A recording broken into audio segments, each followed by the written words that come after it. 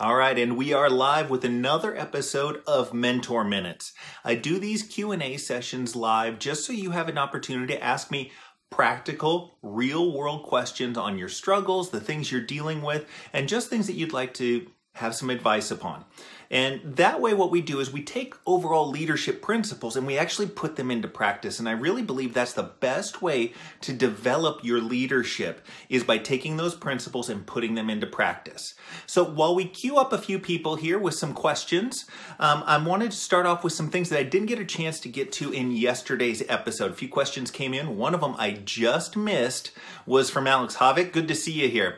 And I'm actually piggybacking that with a question that Mark asked because they're kind of similar. Alex's question was in regards to work standards and what happens when your work standards have been left to atrophy, have been not paid attention to, have been allowed to slip. And Mark's question was in regards to accountability in particular. So what happens when your accountability and your culture, I'll just say, have not been given the attention that they needed to be given? How do you start turning that around once you want to turn them around? And I'm going to focus on two particular areas, okay? So when we talk work standards, when we talk about accountability, there's some obvious areas where people need to be held accountable. And so the first place that I want you to start is the one that nobody is going to have any questions on. All right. And in your environment, that who knows what that happens to be. You need to pick up the phone on the third ring. You need to be engaging customers in the aisles when you see them in the aisles. Those ones that everybody feels is obvious, but maybe has been allowed to slip over time. And so start with the very obvious ones. Now, the second level to that and the second area that I want you to focus on is starting small. When people haven't been held accountable to the standards and to the expectations that you as a leader and as the organization has, it's a difficult transition. Even for good workers, they allow that accountability to slip. And so it's always good to start small and start with the little things, start with the obvious things, and then you build from there. Where the mistake a lot of leaders make is they make a huge change into a complete 180 on things, and that kind of shocks your team and you don't get the sort of results that you want. You want to build that accountability up over time. It's just like letting muscles atrophy. If you don't go to the gym for a year, you're not going to be pushing up the same amount of weight that you did a year prior. Same thing. You want to ease your team in. All right, got some good people on here. Sajid, Balakrishna, good to see you here. Rosaria, Rania. Any questions that anybody has, go ahead, drop down into the comment section. I'll start fielding those in a second. I want to keep going with some of the ones that I've been missing and didn't get a chance to get to yesterday. Next one comes in from Rosalia, and again, I'm going to actually piggyback on this. Judy piggybacked on this question. It's how to improve culture, motivation, and sales. So in an environment where you want to make that change and improve that culture, we talked about a couple of things in regards to accountability, but specifically with culture, and I like to talk about this with motivation as well, and you can spin it into sales as well. Maria, Emma, good to see you here as well. When you talk about those things, what I want you to do is when you want to make a change, I want you to pull each member of the team into your office. You can even do it on the sales floor in a quiet corner. And I want you to ask them 5 questions. All right. The answers to how to improve your culture, the answers to how to improve your sales, the answers to how to improve employee motivation can almost all be found with 5 questions. And I talk about them a lot, but I'll throw them out here for those that haven't heard them before. First, what is going right in the organization right now? What do they see that's going right in the organization? Second question, what do they see that's going wrong in the organization? Third, where are there opportunities that we need to take advantage of? This gets at sales, this gets at motivation. Fourth, where are there problems we need to fix? And fifth, how can I help you do a better job? What these 5 questions do is they open up the dialogue. And you will pick up a ton of things, not related to sales, motivation, and culture, but you'll pick up a ton of things in relation to those things that you want as well. It is huge. It's one of the main things that I recommend for people that have taken on a new role and a new responsibility in their organization. When you come into a new department or a new organization, ask those 5 questions and you will get a wealth of information and you'll get a ton of action items that you can take as a leader that are practical and are going to get benefits because you're getting them from the people that are on the ground and know what they're missing. Okay, so again, those 5 questions. What do you see going right in the organization? What do you see going wrong in the organization? Where are there opportunities that we need to take advantage of? Where are there problems we need to fix? And how can I help you do a better job? That's the way to make most of the improvements that you want. That's the way to grab them. If it was easy, if it was obvious, you'd already be taking action on it. But there's some hidden ones that your employees know, and you'll just find them out if you ask. All right, so I've got a few questions that have jumped on here. For those of you that have joined, if you have any questions, anything you've been struggling with this week, anything you're not looking forward to next week, or any challenges you have next week, drop them down into the comment section. I'll just field them kind of as we go along here. And so my first question today came in from Sajid, and it's how to manage regularity in your daily routine works. So I'll try to translate that for you just a little bit, is how to manage productivity, say consistent productive output and consistent quality output.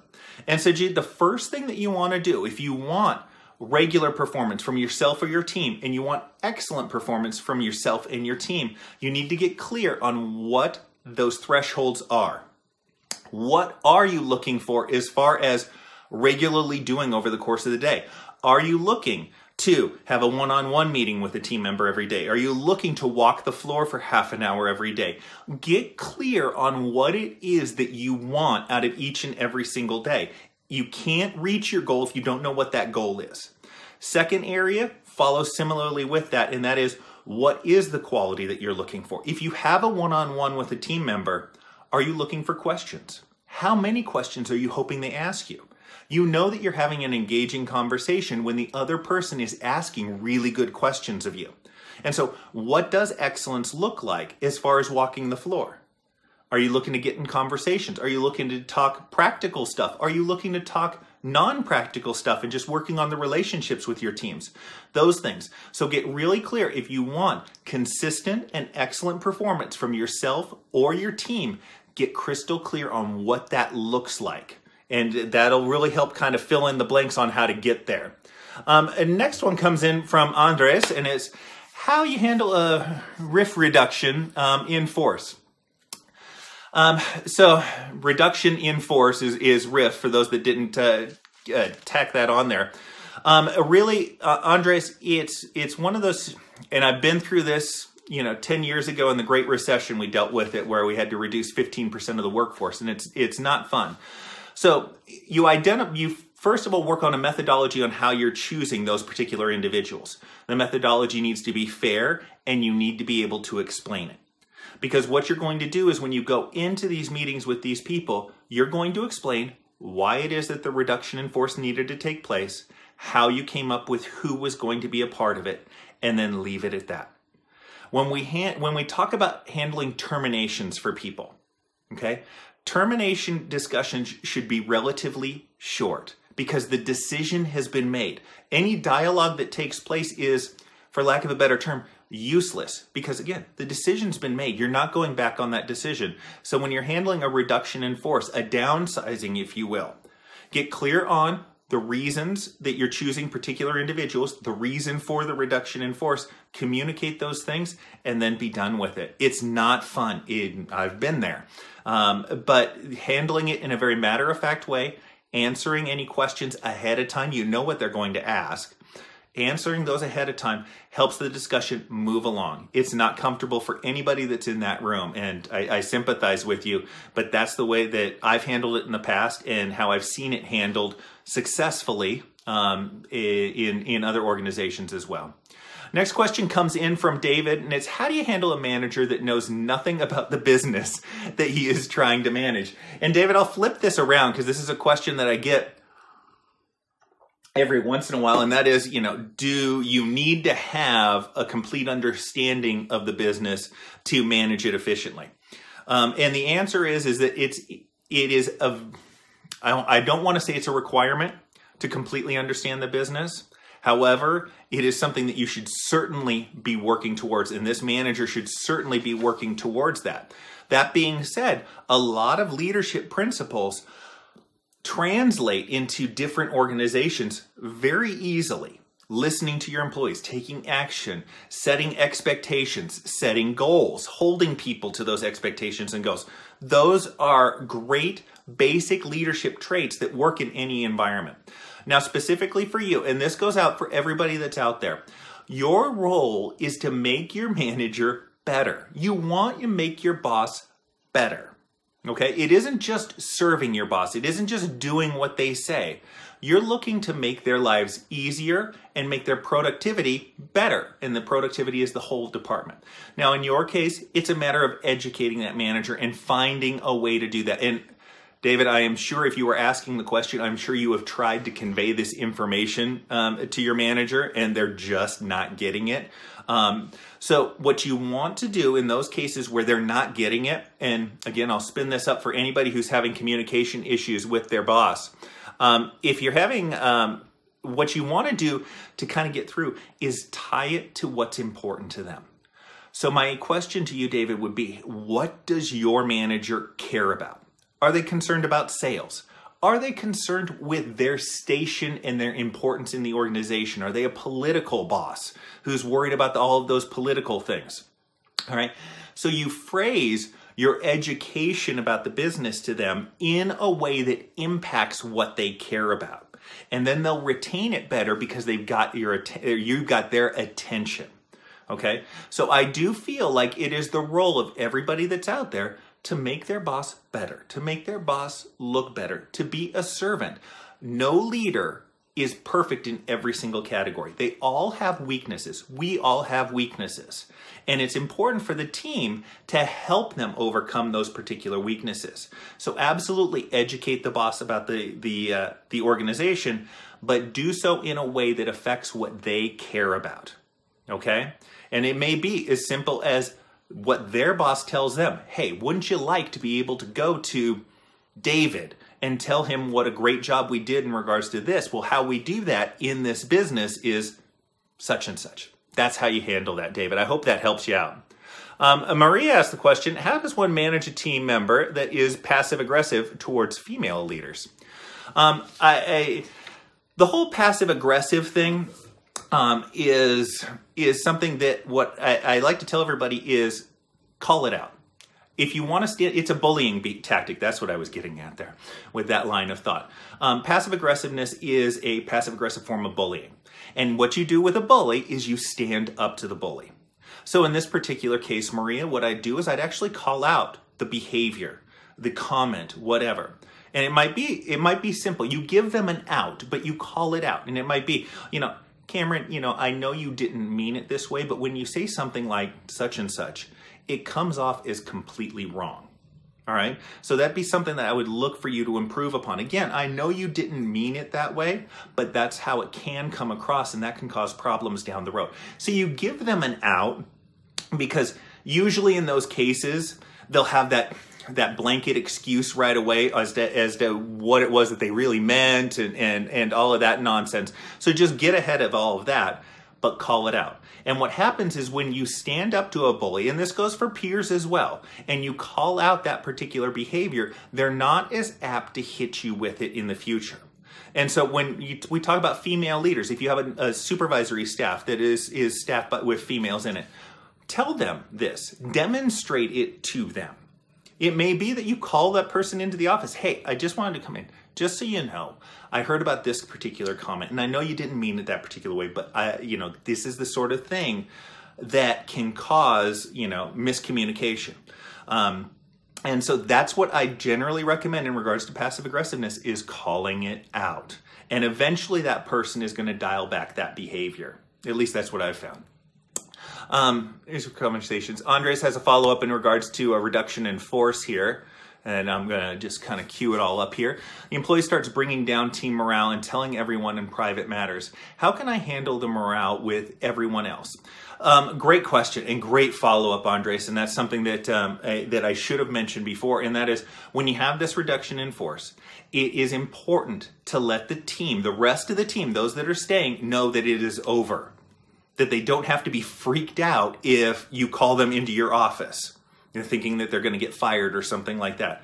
So let the team know. Call a team meeting. I don't care. You can shut down the phones if you run a call center. Shut down the phones for 10 minutes and bring everybody in and explain similar things. Why the reduction in force needed to take place and what the methodology was in selecting who was reduced. You'll notice that these are very transparent conversations. Again, everybody that's out there, people see through the BS and they're looking for it and they're suspicious and they almost default to it from leaders, is that they're expecting it to be massaged and politicized.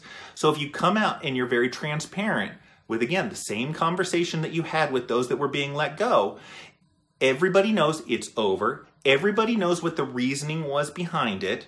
And so those people that did get let go and say that it was all personal, these people that are left behind can take that with a grain of salt. And that's almost all you're looking for. A reduction in force is not fun. It is not easy, and it has repercussions.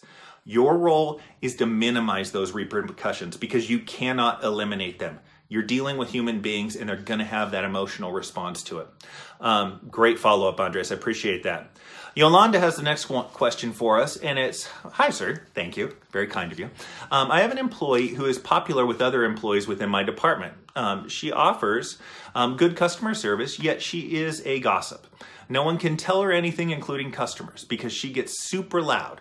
Management is wise to her pot stirring. How do I, her supervisor, address this with her?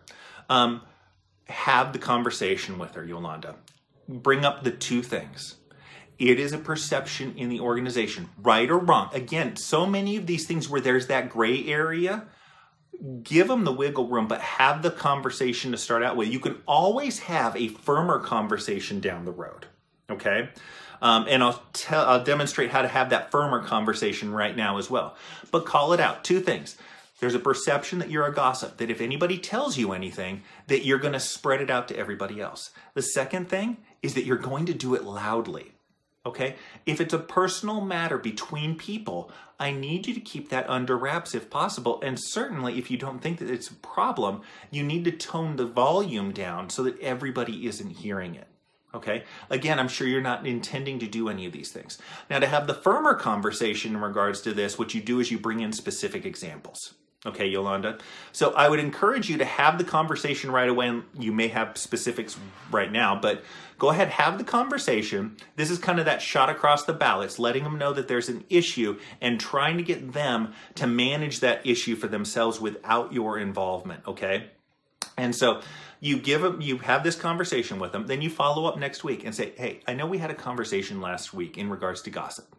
And I noticed this particular behavior in this incident and this incident, and those are exactly what I'm talking about in those. And so I want you to tone those down a little bit. So give them a course of action, but give them specifics. And then you can just get firmer and firmer with that as you have more and more specifics down the road. But again, tackle it directly. People appreciate when their leaders are direct with them, when you're not playing games in the background and trying to, I want to say, manipulate people. It's a negative term, but people want to be addressed directly, and that can be helpful for you. I hope that helps, Yolanda. Maria, glad you liked it. Still happens. Already done. Still happens. And Maria, going along with what I just said as well, it may be time to pull this particular person in and have the hard discussion. When you have a couple or a few specific examples, and preferably, this goes along actually, I'll tie this for everybody else that's listening in and watching. This goes for anything that you bring to HR. When you bring up personal issues with HR, what you want is 3 examples, and preferably you have 3 people that can back you up on it. Okay? So it isn't just something where the employee's going to go, oh, well, that's just because me and Maria don't particularly get along. She kind of has it out for me. You want to be able to have a couple of people if at all possible. If you don't, then you don't. Then you bring up those specific examples. Okay? And you have the more formal discussion. Okay? You have an issue on your hands in regards to this. You've brought it up in regards to female employees. That's not something that's going to be tolerated in any sort of organizational environment. Hey, if you're stateside, I don't know if you're stateside, but man, that stuff is blowing up over here. Everybody should understand that. All right. And so they need to correct this behavior. Now, what you do is when you move to the more formal thing, you get more involved in coaching the behavior and coming up with solutions for it. You want to work towards a plan for them, Maria. So when you feel like you just, I'll throw one out there. When you feel like you did something that could be taken wrong, and you don't realize it till after the fact because, hey, you've got a personality and it may be just your personality. You need to go back to that person and explain. Okay? That may be it. Going back and apologizing may be that course of action, but work with them to come up with some concrete steps to help them work through it. But if you've had those conversations and it's still happening, you need to start getting a little bit more formal, especially with this situation where somebody's being passive aggressive towards female leaders. That's not something that's acceptable in any workplace. And it's certainly getting enough publicity out there that it should grab somebody's attention as well. Thank you. Dima has a question in regards to employee recognition. And, one thing, and I actually have it down here on one of the questions I didn't get a chance to get to in yesterday's session, is one of the most important things from an employee recognition standpoint. You want to set those goals. We talked about accountability and setting goals initially. So you have those goals, but what is your recognition methodology for reaching those goals? Are you putting people up on a board? Are you giving them stars to wear? Are you putting something on their name placard in the office? Are you putting something outside their cubicle? How are you recognizing people that are doing an excellent job? How are you recognizing people that are doing a good job? And by way of that, you are not recognizing, which is recognizing, those people that aren't up to snuff. And so find a way of doing it publicly. Make it fun. Don't make it all serious or anything, but make it fun, but recognize things publicly. That's the best form of employee recognition. Hey, money is great, but money never ranks at the top of employee motivations. It's almost always a team environment, an intrinsic desire to do a good job, so recognize those particular things. The second thing in regards to employee recognition, and this is something that can improve every single person's leadership that is out there right now. Go out and tell the team members that did a good job yesterday that you're proud of them, and be specific. I'm proud of you are 3 words that aren't used nearly enough in the environments today. All right? We are humans. Your employees are humans. They want that sense of recognition. That's a powerful way of recognizing them. How would you feel if your boss walked into your office and said, hey, I'm proud of you. You did a really good job yesterday with such and such activity. All right, so to make it powerful, what you want to do is, I'm proud of you for something specific. Okay? If you do that once a day to whatever employee you choose over the course of 2 or 3 weeks, you will get to the whole team and you'll see a natural lift in motivation and overall culture as people recognize that. So those are my couple of things. Call things out publicly, and as far as recognition is concerned, and those 3 simple words, I'm proud of you. Those are great ones to use. Nikhil has a question. It's how to convince upper management to provide monetary benefits to high-performing employees. Very, very difficult. I'll tell you that right now, Nikhil. And that's just the obvious way of doing it. What you want to do is, obvious way of explaining it. What you want to do is you want to tie that monetary benefit that you're talking about to something monetary. Okay, what is my stretch goal that I'm looking for? So right now, our performance is such and such, all right? And I can demonstrate that the team's performance is such and such. If we meet a 10% increase, that would mean an extra $1 million to the bottom line, an extra $100,000 to the bottom line.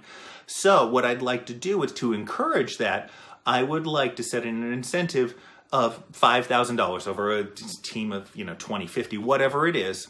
That if the team reaches this particular goal, that this gets distributed on a such and such basis.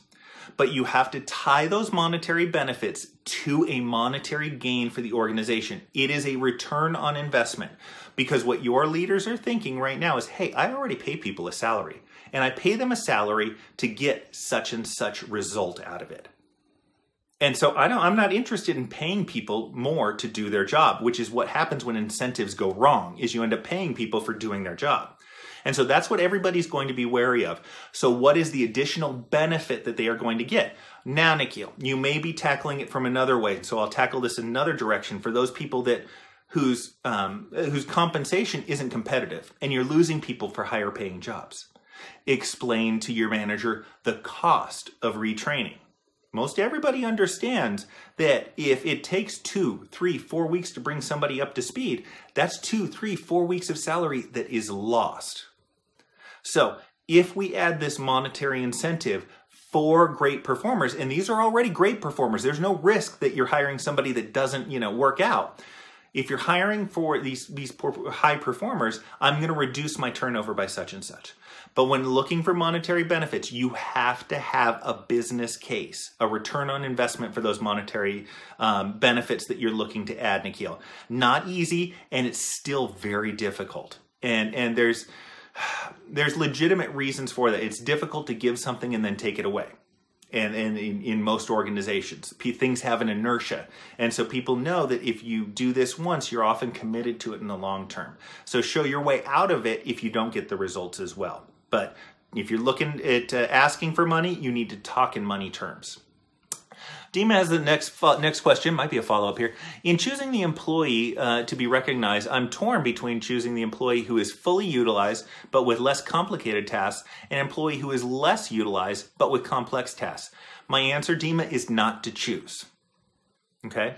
This month, or next month, we're nearing the end of the month. So in June, you're setting up the recognition for that first employee. Okay? In July, you're setting up the recognition for the next employee.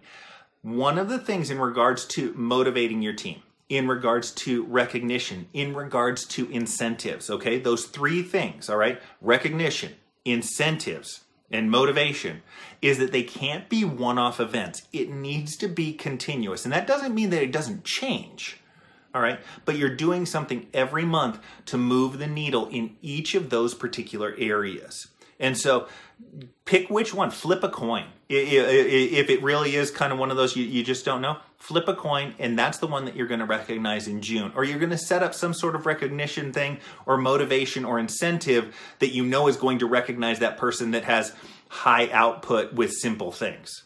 Okay, and the next time you're going to reward the people that deal with more complicated tasks. That's going to be July's incentive.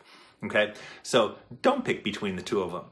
Just roll it out in stages and tackle everybody that way. And that way you're rewarding all of the different performances that you want. If you're talking in a sales environment, a lot of times these things go along where, I want to incentivize people for overall sales.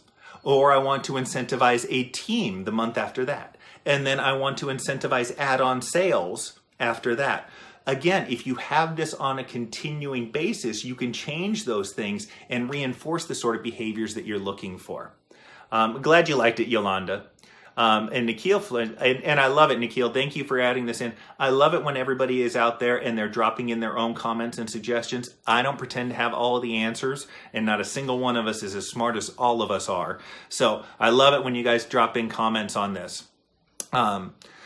Next one. I've looked at myself first and have others to tell the same about this particular team member. Great advice. Okay, glad that helps, Maria. And I dropped my paper with all the questions on it. I am caught up on questions, so if you're in there, if you tuned in a little bit late, I'm just handling live Q&A questions on leadership management, anything that you've been struggling with, anything you've been dealing with this week or next week. Go ahead and drop it down in the comment section, and I'll tackle it pretty much in real time right here. Next one came in from Frank, and it's one I got through private messaging on Facebook, and it's recently promoted, and he's moved from like a store level to a more regional level. He's been asked to create some sort of bonus structure for his particular role, brand new role, and difficult question. But what you want to do is similar to the whole recognition thing that I kind of got into there. First of all, Frank, what you want to do is get very clear on what it is that the organization's goals are. For your role, what are you looking for? Moving in a retail environment, it's overall district sales, for instance. Or it's costs, or it's membership signed up, or it's some sort of loyalty program that's been addressed. What are those things that move the needle for what are they paying attention to?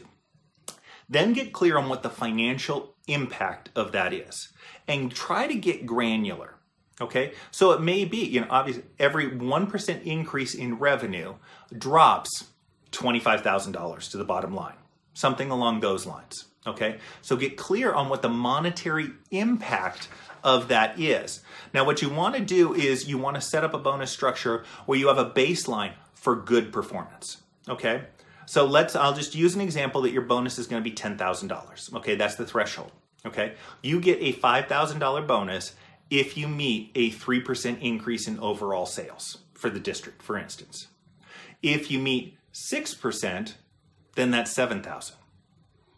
If you meet 10%, that's now the whole $10,000, for instance. So you set that baseline.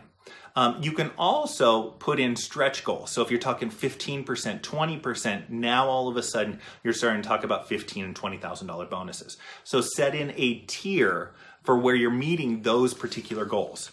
The other thing is you flat out just want to be fair, okay? You know what you do that moves the needle. You know what corporate does that moves the needle, that who cares who was in this position. They've gone out with a huge marketing campaign that worked wonders. You shouldn't get the benefit for that. So try to structure it as fairly as possible. Now, where do you put the top end of that bonus structure? I usually say 10%. Okay, 10% is the very high end. So whatever your salary is, you can add on a 10% bonus to that. Anything more than that, it depends on the organization and how you structure things. But I would definitely not go above that if you create that. And again, open it up for a conversation with your regional or whoever it is, the chief operating officer, I think is who you spoke to.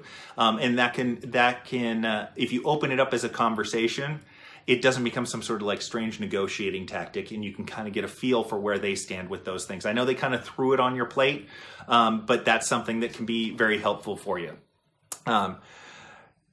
Thanks, Nikhil. I'm glad you liked it. Next question comes in from Mahmoud, and it's how to make control on employees as a leader if you used to treat them as a friends always. How to make a balance in that issue with them so they feel more responsibly serious in their work. A great question, Mahmoud. And yesterday it kind of led off the whole discussion.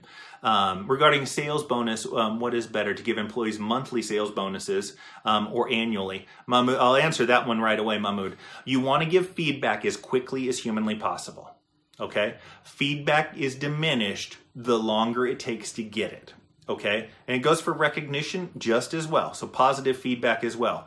You want to give them monthly bonuses. Heck, if you could, I'd give them bi-weekly bonuses or weekly bonuses. All right, you want to give them that feedback and you want to give them that motivation right away. Frith, good to see you here. We need to schedule a call here sometime soon, okay? So do that on a monthly basis, not an annual basis. Bi-weekly is better. Weekly is even better than that. Heck, I'd pass out money at the end of the day if I could to really incentivize people moving forward with those things. Now, in regards to the whole friends thing, and can you be friends with employees? I do absolutely think that you can be friends. I think it's almost, I won't say demanded in the work environment today, but as everybody has become more connected with one another and knows more about one another, it's natural to develop those sorts of friendships. And so I think it's fine, but you've hit on the issue there, and that is there balance? I don't even know that there's necessarily balance. There is a time for you to be their friend, and there is a time for you to be their boss. And you have to make the decision as to which is more important to you. In my case, the end of my career, it was always, I wanted to be a leader. I could go out and play kickball with everybody, a kickball league, it was crazy, and play kickball with everybody, and then write up 2 of those people that I played kickball with the night before the next morning. And they understood that I had a responsibility and a role as their leader to hold them accountable for their behavior. And if they had a problem with that, well, then we couldn't be friends outside of work. This is not an all or nothing. There will be a subset of the population that you can't be friends with because they want to take advantage of that, or they just can't reconcile it. It may not even be wanting to take advantage of it. It just makes them uncomfortable. And you can be friends with the other ones who understand that you're going to hold them accountable. Now, the responsibility that you have with that is when you start, I want to say treating certain subsets of the employees differently than others, is you have to be crystal clear on how fair and how you're making your decisions. Okay, so make sure you have your own house in order on these sorts of things. If you can't get your own house in order, if you can't explain why you're being fair to everybody, then you probably can't be friends with any of them. But cutting down the answer, yes, you can be friends, but you have to be able to pick those moments where you have to be their leader and hold them accountable. And both of you have to be okay with that if the friendship is going to continue. All right, last question I wanted to get to, and if you have a question, drop down. I'll answer it pretty much in real time here. And it was a question I got, and I thought it was really great, and it's, what things am I not doing that would help me be a better leader? So not what should I do, but what am I not doing? And I hit on one of those. The first thing that can improve your leadership and establish a bond and an engagement with your team is 3 words. I'm proud of you. Find a specific instance, somebody that did a great job yesterday in the office. Go out to them and say, hey, Cameron, I'm proud of you. You did a really good job with such and such account yesterday. I got really good feedback. Thanks. If you do that once a day, you will see a dramatic shift in the culture of your organization if you do that. The second thing that I wanted to mention that leaders don't do is they don't take things away. If you want to be a great leader, you can't do everything. You have to prioritize. And what you want to do is you want to prioritize those things that your team is working on as well. There is a report that somebody is putting together on a weekly basis that nobody is looking at in the organization. Take that report away. You can always get to the data later on. But what should you stop doing as an organization or as a department now that has diminished in value greatly? And again, preferably you take those things where, hey, if somebody 3 months from now asks for that particular report, you can put it together if it's important to them. But it's one of those things where, no, we decided not to do that anymore because such and such. Meetings. I'll throw out the other one that's out there. So there's a report that somebody's doing that they shouldn't be doing, that has lost all value. Second thing is there is a meeting that's taking place on a weekly basis that is not providing any value to anybody. Look for those things. But great leaders make sure to prioritize what their team is working on as well. And just because something has been done for a year, for 2 years, for 2 months, you have to take a look at it and see whether it has the same sort of value that you're getting out of it now as you were when it first started. And if it isn't, then you need to assess whether you need to do it. So I'm proud of you, and look for things that you can stop doing or your organization can stop doing so that they can focus their efforts on something else. Those are 2 things that aren't mentioned a lot and things that leaders don't do nearly enough of. So, all right, I am signing off now, looking to do another one of these tomorrow. So look for me popping up if you happen to be on Facebook. Always great to hear from everybody. I love talking to everybody that's out there. And if you have a question, shoot me an email, cm@CameronMorsey.com. Just private message me on Facebook. And for those that are listening to this a little bit late, drop down in the comment section. I go ahead and take a look at those for any questions that I might have missed to tackle in the next episode of Mentor Minutes. Take care, everybody, and I'll talk to you later. Bye-bye.